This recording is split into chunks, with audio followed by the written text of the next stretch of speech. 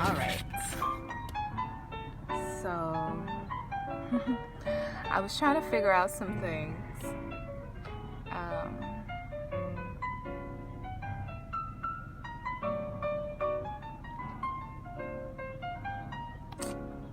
is not what I want to do. Share broadcast. That's not what I want to do. All right. Cool. So I was trying to figure out something here, but it's already good. So, grand rising, good morning to everyone. It's a beautiful, beautiful day where I am in the northern section of Louisiana. So happy to be awake and conscious in my state of being. I give thanks to the life. I am grateful to be here and to share this space and time with you. I just wanted to come on because recently I had a lot of experiences that have really helped me to grasp a bigger concept of life and the opportunity that we're given. What's up? Good morning. Thank you for being here. So,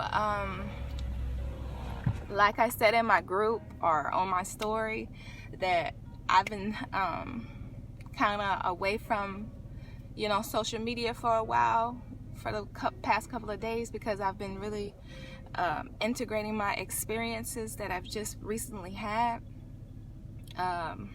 Some really heavy stuff, some heavy realizations that I've been coming to. So I've just been kind of taking my time and letting it all process. So I guess I'll just preface this whole story. So I've recently been coming across a lot of spirals. Like I shared on my story that I came across a spiral inside of my tent when I was meditating one morning, and it was just like a little shell spiral. And then I did like a story behind how the spiral sequence is basically how everything comes into physicality. Like it's the motion of creation, the spiral, right? Then a few days later I found this. I don't know. This. Okay? So a few days later I found that spiral, okay? And so I did a little bit more research, and a spiral can also represent the different cycles of life, right?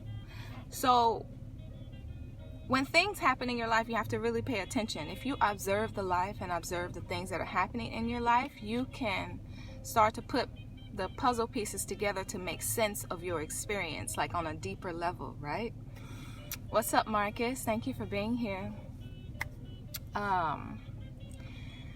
So I kind of was just like allowing the little spiral symbolism to kind of just, I'm bouncing different ideas in my head, right? Well, on the 29th of August, I woke up, checked Facebook, and I found out that one of my good friends' brother passed away. And I was immediately really broken by that news, because my heart kind of went out to her. I was really concerned about her family, her siblings, her mother, about how this unexpected circumstance was going to affect them. And I put myself in the situation and how I would react, and I grieved for I grieved in that moment. So a couple of days passed. I saw that they had this ceremony, and the next day I reached out to one of my best friends, one of my good friends, and we connected. I went over to see her, and when I saw her, she was glowing. She looked the best that I've seen her in the last couple of years. And I went there just not knowing what condition she was going to be in, not knowing what condition the family was going to be in, right? So I went there just kind of no expectations, but I was prepared. You know, I was trying to prepare myself mentally for what I was going to see. But I definitely wasn't expecting her to like be carrying herself with such honor and such valor and such strength. I mean, she was exuding strength. And I was kind of taken back. I just went into like this state of observation. You know, I just like my senses were heightened, right? So I started to just kind of be ever vigilant of everything around me. So we were diving into conversation, you know, really chopping it up. And she really, I don't know, we just shared some really insightful things with each other about the entire situation surrounding the death of her brother and how she had to basically be strong for herself and her family, because she was basically, or she is the pillar of strength. She is a solid foundation amongst shaky ground, right? So as we were just talking, my awareness is very heightened. I focus on this a lot, so I can easily see different symbols, different signs, and my mind calculates it in that way.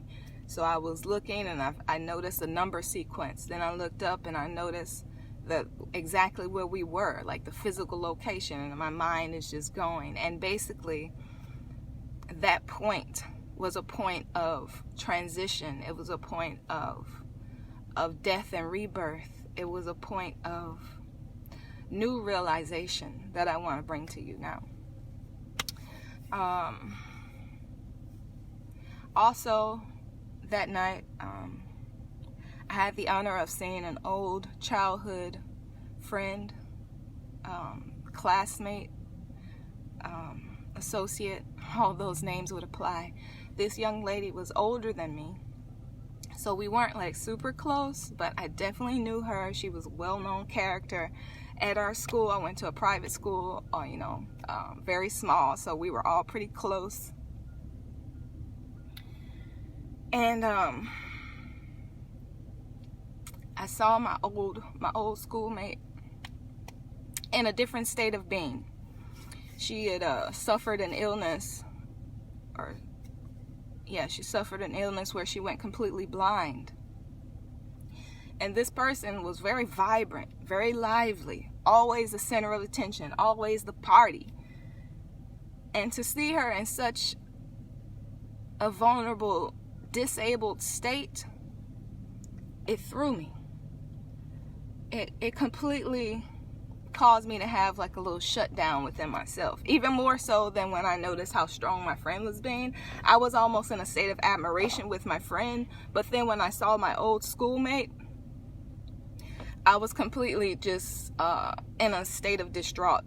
I was really brokenhearted because the transition was so like polar opposite. Like, she used to be so vibrant, so lively, with her sight could see, and then to see her almost develop like a childlike state of being and be blind and be so dependent on everyone around her, it broke my heart. But it also allowed me to wake up and realize that this life is not a game. I used to say that life was a game and every day you have an opportunity to level up. Well, retraction on that statement. Life is not a game. And if you play with life, you most guaranteed will get played. So every waking moment, every conscious moment that you have to be sure that you are spending your time wisely, that you are focusing on something that's going to be beneficial to you and your growth, your personal evolution. You're either giving life to yourself or taking away from yourself. One or the other. There's no in between. All right. So all those experiences kind of led me to do a lot of self-reflection, and I wrote some things down, and I just want to share it with you. I used to live in a world that was ruled by fear. I used to question myself constantly, always judge my actions and judge the actions of others. I considered this to be righteous. I was doing the work of the Lord by holding a frequency of repentance. Not responsibility, just repentance. It wasn't until I removed this lens that I was able to move closer to my home, my heart. I had gotten so far away that I lost memory of who I was. I focused on being perfect according to religious standards and the standards of others. I had no standards of my own. Today, at this present time, I see a lot of people who either aren't home or they're so disillusioned, so consciously unaware that they've forgotten who they are. Most of us are living for some sort of system, some religion, some societal standard. We have no idea who we are, and we are deathly afraid of finding out. So we would rather coast and stay under the radar than stand out and be different. We fear the illusion of being alone or not accepted. So we choose to wonder, to pretend. We willingly put on the mask. But we will all have to experience a shockwave, an upheaval of some sort, because the soul, the spirit, longs to be home. It longs to be found. It desires to be connected once again to your consciousness. It wants you home. We all have talents and innate abilities to heal ourselves and the earth, our home. And as soon as we decide to activate our inner intelligence, the heart shows us the way. But the more we suppress ourselves, that inner voice, that small, still voice that we all hear, the more influences and spirits we invite, outside influences, outer spirits, other people's projections that they put on us, projections from religion, projections from society. We allow these things to shape who we become and how we move, how we operate, instead of staying home, close to the heart, moving from a pure heart space. Now, these influences can go over. They can bring their stuff and just make a new home once you willingly invite them to do so. And these spirits are formed by you not attending to your heart space, by you not staying true to yourself. Every now and then, you may get a sensation or eruption of emotion within your body. And what I've come to the realization is that it's just an indication of your heart calling out to you. Like a trigger is a sensation that tells you, like, hey, something's not right inside of here. I'm feeling threatened. My foundation is shaky. I don't feel secure in this situation. Can you hear me? Do you hear me speaking to you? So the spirits may start to influence your behavior. And then instead of you recognizing it and gently attending to it, you move further away because the emotions are very uncomfortable. And you choose not to take responsibility for it. Now, these flare-ups, triggers, when they are addressed, they can help redirect your internal GPS, okay? Once you start to acknowledge something that is causing you to have some type of emotional reaction to something, once you recognize it, you can guide yourself back to the root of it, okay? To really deal with the underlying issue, allowing the path back to you, back to your heart, back to your soul, back to your spirit. You will have it illuminated. Your shadows, aka your demons, the parts of you that you don't want to show, can actually be your greatest assistants. They can actually be roadmaps, breadcrumbs, to show you the way back home and to help you realize how far away you are. It all depends on your perception and how you choose to perceive your current reality. Now, once you see these things that you may struggle with, these areas in the life where you lack discipline, when you begin to exercise the discipline, you activate your own self-mastery. As you master your nature, you create your own concepts and standards. You gain the keys to your kingdom. You gain the steps back to your heart space. By knowing your limits and your triggers and your ability to rise above them, to acknowledge them but not give in to them, to redirect, to transmute the energy, and to remind yourself of the solid foundation in which you are. You then can create heaven on earth. When you become serious about your life, life arranges itself in a way to support your concepts, free from the outside prism or prison of other people's expectations, society's expectations, religious expectations. So how serious are you taking this opportunity? You know, this past weekend showed me that, man, you cannot continue to do the same thing and expect a different outcome. You know, that's the exact definition of insanity. When you do the same things, keep doing the same thing, but you're expecting your life to change. It won't happen that way. We all have to come to a place where we recognize the importance of this gift of life, and we come to the realization that it is our responsibility to create the heaven on earth that we want to experience. We don't have to wait until another lifetime. We don't have to depend on anything outside of self to get us there, or we don't have to rely on any other source of strength. You have to be your own source of strength. You have to develop self-discipline, and you have got to learn how to manage the influences within your own vessel. All right, we all have those voices in our head on us to do different things, say different things, things that we know won't be beneficial to us. So we have to check that. You have to tell yourself, no, I'm not doing that. I'm going to do something different. And one key factor into mastering this, guys, is the breath. If you can just really just get to a place where you are consciously breathing. Every morning when you wake up, take some deep breaths. Realize that it is the breath within the body that is sustaining your entire experience. So that it is the breath that can also allow you to be sustainable through anything that you face. I don't care what it is. You are capable and well equipped to push through, to see the other side. But you just can't give in, especially to outside influences. You must strengthen your spirit. You must strengthen your soul. You must get back home, because it is where home is, where the heart is. And once you tap into your heart space, you become unstoppable. You begin to ignite your own inner fuel that nothing can extinguish. Nothing or anyone. So I want to encourage us all to really start doing the things that we want to do, making the changes that we want to make. Use every day as a stepping stone to your goal. All right? So for me personally, I really like to smoke. I love smoking weed, right? But I've been coming to the realization that this habit isn't really going to be beneficial for me overall. And it's something that I picked up along life to help me cope with my broken parts of me. But I no longer need that. I don't want to be dependent on anything outside of self. So I've been consciously taking steps every single day to build new habits, to develop new ways of being. And yes, it's a challenge, but I'm willing to fight for myself. How are you willing to fight for yourself? That's what at the end of the day, you got to ask these questions. Because we're so programmed to have like a savior complex that we're waiting on something else to come. We've been waiting on somebody else to kind of encourage us. But no, you got to do it within yourself. And until you do it within yourself, you'll never really experience true change, true liberation, true freedom. It's a habit that I picked up in my 20s.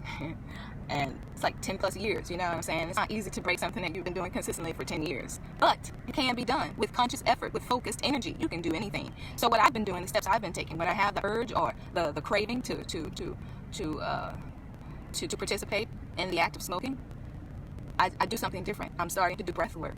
I'm starting to take more tea. I'm starting to make more green juices. One that I have here, I thought it spilled. But, I'm just developing new habits for myself because I appreciate this gift of life and I'm not trying to play myself.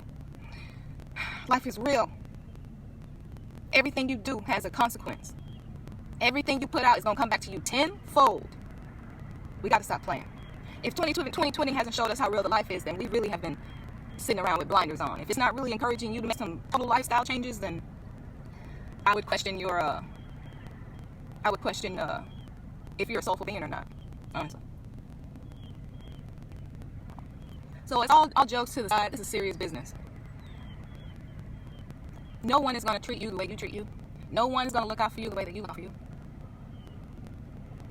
So you best learn how to be all that you need for yourself. You can do it. I believe in you because I believe in me. And I know how strong I am. I know what I can do once I put my mind to it. And I am just a mere reflection of you. We are so powerful. Our abilities are not even able to be conceptualized with our human minds. We are so vast. We are micro-universes. We are a body inside of a body. But in this body that we have here, we are the masters of this experience. If we learn to just balance this left and right hemisphere of our brain, our center control system, if we learn how to counter our cravings. Another tip I learned yesterday, if you have a certain craving or if you know what I'm saying, I'm very gentle with myself. So if I end up smoking, I'm not tripping, you know what I'm saying? I'm not beating myself up like, God dang, you suck. Pow, pow, pow. You're never going to get it right. You're never going to do it. See, you're nothing but a failure. No, I would never speak to myself like that. I speak love over myself. I pray over whatever I'm consuming. And I just, as soon as I may partake in something, and then you should clean your mouth out, okay? Clean your mouth out, because what happens is the craving starts here in the mouth. So whatever you're ingesting, too much sugar, too many sodas, coffee if you're trying to get off that, anything, alcohol, immediately wash your mouth out. So you can do like an oil pulling, like coconut oil, put coconut oil in your mouth, and you have to swish it around for 20 minutes. So it's quite challenging. I'd have to do this around nap time if you have young kids. But if you're, your kids are grown and you're just on your own, just put some, 20 minutes. Do some oil pulling, and what you're going to be doing is swishing that oil in your mouth. And what the oil is doing is extracting all of the impurities, all of everything that you've just put in your mouth. Is taking it out. So it's basically cleansing your mouth. So it's a constant detox. Okay, anything is. Anytime you're trying to bring about a new state of being, you're going through a transitional phase, which is a death and a rebirth. It's always uncomfortable. It's never really like the most pleasant experience, but it's necessary in order for you to experience heaven on earth and to be sustainable and to operate in your optimal expression. Okay, so you have to do what you know you need to do. Everybody has limits. I don't think there's any bad or wrong. I don't see things as being bad or wrong, but you do have to practice balance. You know what I'm saying? You have to know your limits. You have to recognize when you're overdoing something and when something needs to be cut back. So every individual is responsible for that, and this is the seriousness of life. If you don't take it serious, something serious will happen, and then you'll just be standing as a deer in headlights. You know what I'm saying? And I don't want to experience anything like that. Nothing that I can avoid. I want to be sure that I'm giving myself the best because I deserve the best. I see myself as the best, just like I see you as the best. I see you as deserving the best. I see you as deserving to have heaven on earth and not waiting for something else. We can experience it here and now. No matter what type of external experiences are going on, we know that our heaven is within. Our peace comes from within. Our happiness is within. Our security is from within. It's birth from within us. It's an inner standing. Okay? So that's really all I wanted to say. Let me read the comments. So true. Been doing a lot of shower. I need discharge and women going like, yeah, Elaine. You know what I'm saying? I know it's tough, man. I've experienced heartbreak. I've experienced like my life totally being one way,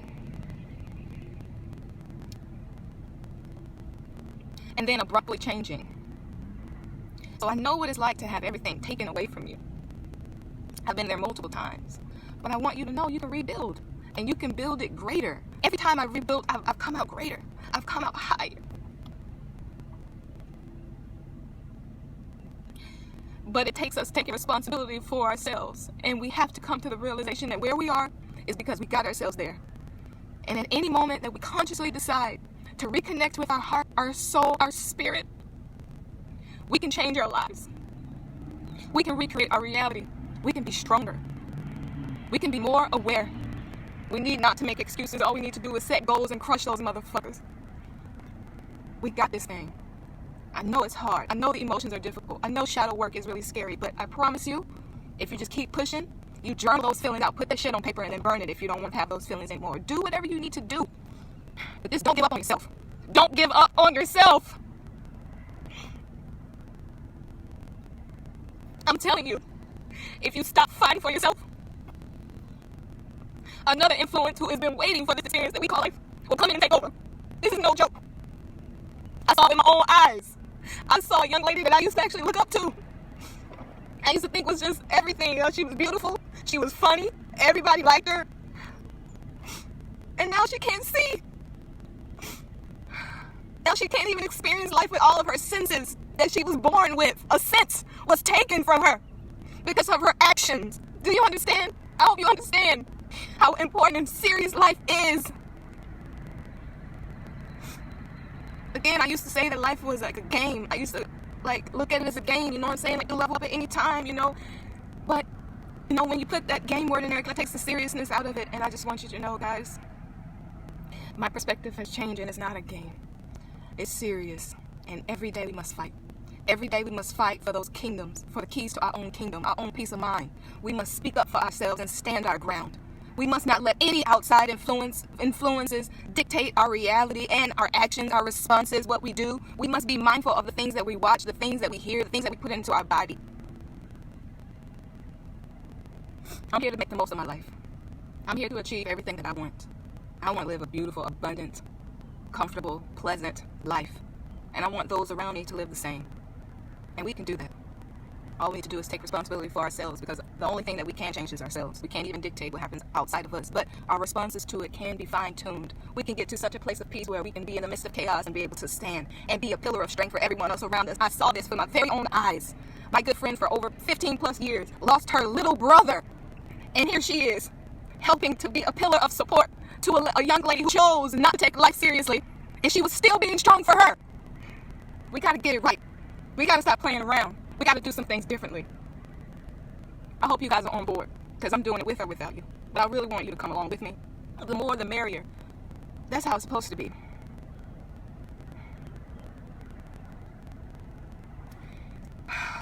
Give thanks. Sorry for crying, but, you know, it's real out here in these streets. It's real out here in these streets.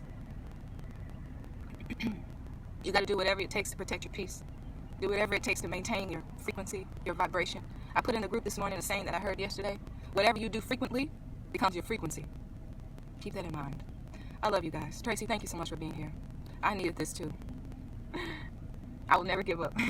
Never. It ain't in me. You know what I'm saying? It ain't in me. I'm very, very strong, and I'm becoming more transparent, which is something that I would never have done like a couple years ago. I'm a very private person, but man, there's really some strength in transparency. Like, I feel like I can do anything. I can conquer anything. I can face any challenge. Let's go. Let's do it. Like, I'm ready for it. Bring it on. What else do you have for me today? Because I'm going to breathe my way through the situations. I'm going to consciously breathe my way through. I won't force. I'm going to stay in alignment with what's already for me. All right. I got to get on back to the house. It's almost 8 o'clock. I got to get the day started. Get the oatmeal on sale for Grandma and Solara. So I love you guys. We'll be in contact always. I'm preparing a lot more content. I'm coming up with different classes so that I can teach and really offer services, allow each one of us to reach our full potential. So I love you so much. I love you, love you, love you. I am only as good as the energy I receive. So thank you so much for you guys being here. Stay up. Peace.